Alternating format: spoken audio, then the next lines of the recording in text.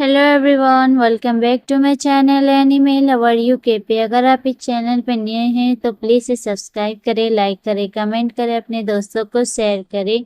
और फ्रेंड, हम second chapter start करते हैं the great duke fox princess का। जैसा कि हमने फर्स्ट चैप्टर में देखा था, हमारी फीमेल लीड जो होती है वो एक फॉक्स बन जाती है और उसकी शुरुआत होती है लियोना एम्पायर से।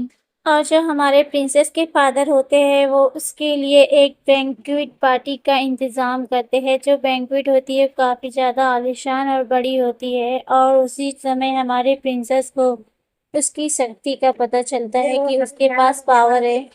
प्रिंसेस की ऐसी पावर देख के वहाँ पे सारे बैंक्वेट में जो आए हुए लोग रहते कहते वाह, इनके पास तो काफ़ी ज़्यादा अमेजिंग है, ये पहली ऐसी पावर्स है जो और कहीं किसी के पास नहीं है। तो वहाँ के लोग कहते हैं ये एम्पायर किसी मेरिकल से कम नहीं, ये गॉड ने इन्हें खास पावर्स दी है जो किसी के पास नहीं है। प्रिंसेस कहती है अगर कोई भी हमारे एम्पायर पे नज़र भी उठाने की कोशिश करी तो मैं उसे ख़त्म कर दूंगी। और सीन चेंज खत्म होता है, हमें प्रिंसेस का महल दिखाया जाता है जो काफ़ी ज़्यादा अमेजिंग होता है। प्रिंसेस कहती है मुझे मेरे आगे का रास्ता मुझे काफ़ी ज़्यादा आसान और खुश भरा दिखाई दे रहा था और ये इस कंट्री की जेंट्स की वजह से है। प्रिंसेस बोली मॉम, क्या मैं सही हूँ? आप भी मॉम क्या ऐसे ही सोचती है ना? मॉम बोली मुझे यकीन नहीं है कि आप क्या सोचती है माय डियर। ओह डियर, मैंने सुना है कि आज तुमने डिक्टेशन में 3 गलतियां की है। और मॉम हंसने लग जाती है। प्रिंसेस चिढ़ते हुए कहती मॉम नहीं, आप इसके बारे में बात नहीं कर सकते। प्रिंसेस मुंह फुलाते हुए कहती मॉम एक मैं जादूगर हूँ और मेरे डिक्टेशन में गलती हो गई है तो क्या हो गया? मॉम हंसते हुए प्रिंसेस को ब्लैंकेट से कवर करते हुए कहती हाँ मेरी डियर प्रिंसेस, आओ चलो सो जाओ, ये सोने का टाइम है, ठीक है हम कल बात करते हैं। अब प्रिंसेस सोने से पहले कहती है good night mom, I love you. Mom बोली oh dear I love you too. और मॉम वहाँ से चले आती है और प्रिंसेस काफ़ी ज़्यादा एक्साइटेड होते हुए कहती मुझे खुद पर प्राउड है बट मैं इस पावर को संभाल नहीं सकती, मैं अपनी ही पावर से डरती हूँ। प्रिंसेस सोते समय भी सोचती है कि मैं इस पूरे एम्पायर की सबसे बड़ी जादूगर बन जाऊंगी, एक जादूगर जिसकी सबने तारीफ की है। प्रिंसेस सो रही होती है तभी उसके ऊपर पर्पल कलर की एक फॉर्मेशन आ जाती है और उसे प्रिंसेस देखते हुए कहती है आखिर ये क्या है। और प्रिंसेस हवा में फ्लो होने लगती है, उस फॉर्मेशन के आर पार निकल जाती है और वो घबराहट से कहती है क्या, आखिर ये क्या हो रहा है। और उसके आमने सामने काफ़ी ज़्यादा स्क्रिप्ट जो होती है पूरी चारों ओर घूमने लग जाती है, कहती है आखिर ये क्या हो रहा है। और तभी अचानक से उसकी खोई हुई सारी मेमोरीज उसके पास आने लग जाती है उड़ते हुए और उसकी आंखों में कुछ मेमोरीज दिखाई देती है। प्रिंसेस कहती है आखिर ये मेमोरीज पहले मैंने कहाँ देखी है। प्रिंसेस बोली वो मेरी जंग थी और मैं अपनी पिछली लाइफ किसी और अगली दुनिया में जी रही थी और बुक रीड करते करते अचानक से मेरी डेथ हो गई थी। और प्रिंसेस अपने बेड पे वापस से आती है, कहती ओह ये तो इम्पॉसिबल है और मैंने अपनी पिछली लाइफ में इस नॉवल को रीड किया था और मैं इस नॉवल की मेन कैरेक्टर हूँ। क्या तुम मुझे बता रहे हो कि मैं प्रिंसेस एस्टेला की जगह पे रिबॉर्न हो गई हूँ? और इससे मुझे एक खतरनाक सच्चाई का एहसास हुआ। अगर ये सचमुच में एक नॉवल है, मैं एक खतरनाक जिंदगी जीऊंगी जिससे सारे लोग नफरत करते हैं और एंड में मेरी डेथ हो जाएगी। एस्टेला कहती है बिल्कुल भी नहीं, मेरी लाइफ को मैं ऐसे ही स्टोरी की तरह चलने नहीं दे सकती। अगर जब मैं 18 साल की हो जाऊंगी तो मुझे एक हॉरिबल कर्स लग जाएगा। अगर नॉवल के अकॉर्डिंग देखा जाए तो जब मैं 18 साल की हो जाऊंगी तो मुझे एक कर्स मिलेगा जिससे लोग सभी मुझसे नफरत करेंगे। हालांकि रॉयल फैमिली में इस कर्स के बारे में कोई कुछ भी नहीं जानता, इस तरह खुद को मुझे इस कर्स के बारे में स्टडी करना पड़ेगा। स्टेला कहती ऐसा लगता है कि इनकी पिछली नस्लों में इंपीरियल फैमिली में ऐसा हो चुका है। मुझे ऐसा लगता है कि मुझे कर्ज दिया गया है।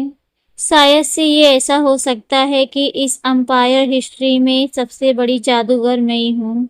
मैं इस स्टोरी की प्रिंसेस की तरह अपनी लाइफ को ऐसे ही अकेले गुजार नहीं सकती।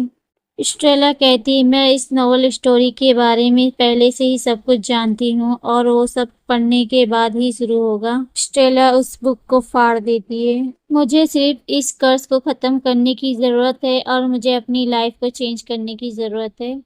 हालांकि मेरी इतनी कोशिशों के बाद भी उस कर्ज ने मुझे जकड़ लिया और मेरा पीछा नहीं छोड़ा। मेरे इतने स्ट्रगल और मेरे इतने एफर्ट लगाने के बावजूद भी, और मुझे उससे एक लॉनली डेथ मिली। बस फिर जब मैंने सोच लिया कि सब कुछ एंड हो गया है, मैंने फिर अपनी आंखें दोबारा खोली। मुझे एक मैजिकल तरीके से मेरी लाइफ में मुझे दोबारा भेजा गया ताकि मैं अपनी लाइफ को दोबारा जी सकूं। उसके बाद फिर मैंने एक डिसीजन लिया। चाहे मैंने जितनी भी कोशिश करी उसकी बजाय मुझे सभी से नफरत ही मिलती थी। मैं बस हैप्पी रहना चाहती थी और लव को फील करना चाहती थी। चाहे वो ताकत हो, शोहरत हो, दौलत हो, मैंने सारी कोशिशें कर ली फिर भी इससे कोई फ़र्क नहीं पड़ा। और अगर ऐसा ही है तो फिर मैं किसी चीज़ की उम्मीद ही नहीं रखूँगी। और मैंने अपने लाइफ में दूसरे मौक़ों पर प्यार पाने की कोशिशें ही छोड़ दी। अगर मैं प्यार को छोड़ दूँ तो मुझे ताकत और दौलत, शोहरत मिल सकती है और मेरे पास वो सब कुछ हो सकता है। स्ट्रेला यही सब के बारे में सोचती है और सुबह हो जाती है। मुझे प्यार करने वाला कोई नहीं था और स्ट्रेला ऐसे ही धीरे धीरे बड़ी होती जाती है और कहती है मेरे खिलाफ भी जाने वाला कोई नहीं था और हमारी प्रिंसेस को इसीलिए लियोना लव को अलग कर दिया। और लियोना बताती मैं जहाँ से भी गुजरती हर कोई मुझे अवॉइड कर देता, जैसे कोई मुझे जानता ही नहीं और हर कोई मुझसे बचता। और स्ट्रेला वहाँ से जा रही होती तभी दो मैं गॉसिप करते हुए कहती है क्या आपने सुना इसके बारे में? ये एक ट्रबल मेकर है और ये एक एक्सीडेंट करने वाली है। ये एक सेल्फिश और एक एरोगेंट है। स्ट्रेला कहती है उन सभी की नफरतों के बावजूद और वो लोग समझ गए इंपीरियल हिस्ट्री में सबसे बड़ी ग्रेटेस्ट मैजिशियन बनने के लिए निकली है। और जब वो एक इंपीरियल फैमिली की जगह पर एक बच्चे के रूप में रह रही थी और एक दिन उसके मॉम डैड की अचानक से डेथ हो गई और उस बारे में जल्द ही पता चल गया कि एक काले जादूगर ने इसे किया है। और ये भी पता चला कि वो काला जादूगर राजगद्दी पे बैठने की फिराद में था। और स्ट्रेला बताती है कि मैंने प्यार पाने की उम्मीद छोड़ दी लेकिन मैंने उन लोगों पे भरोसा करना नहीं छोड़ा जो मुझसे प्यार करते हैं, मेरे मॉम डैड। मैं उन सभी को उनकी गलतियों का एहसास जरूर दिलाऊंगी जो उन्होंने किया है। उनमें से किसी को भी दूर होने नहीं दूंगी। हालांकि मैं उनके लिए प्रिंसेस की जगह काम कर रही थी। ब्लैक मैजिक और इनके मास्टरमाइंड का पीछा करना काफ़ी ज़्यादा मुश्किल था और भला आखिर में मैंने अपनी पहचान को छुपाने के लिए खुद को एक फॉक्स में बदल लिया और काले जादूगर का पीछा करना जारी रखा। मैंने इस दिन मैं हमेशा की तरह फॉक्स बनके काले जादूगर का पीछा कर रही थी। मैंने खुद की गलती से खुद को ऐसी सिचुएशन में पाया जैसे कि मेरी जान खतरे में है। और जो हमारी स्ट्रेला होती है जो फॉक्स बन चुकी होती है उसके शरीर से काफ़ी ज़्यादा पसीने गिर रहे होते हैं और कहती है चलो खतरा टल चुका। खतरा हटने के बाद फिर मुझे इस बात का पता चला कि मैं फॉक्स से इंसान नहीं बन पा रही हूँ, मैं इसमें चेंज नहीं हो पा रही हूँ। स्ट्रेला पानी में देखते हुए कहती आखिर मैं इंसान क्यों नहीं बन पा रही हूँ। तो फ्रेंड ये सेकंड चैप्टर यहीं ख़त्म होता है और देखते हैं कि हमारी जो स्ट्रेला होती है वो आखिर इंसान कैसे बनती है फॉक्स से। और इसका थर्ड चैप्टर काफ़ी ज़्यादा अमेजिंग होने वाला है फ्रेंड। तो और फ्रेंड इसका आपको थर्ड चैप्टर चाहिए तो प्लीज़ से कमेंट करके बताएं। फटाफट से लाइक करो, सब्सक्राइब करो, कमेंट करो अगर मेरी वीडियो आपको पसंद आए। Thank you and bye bye.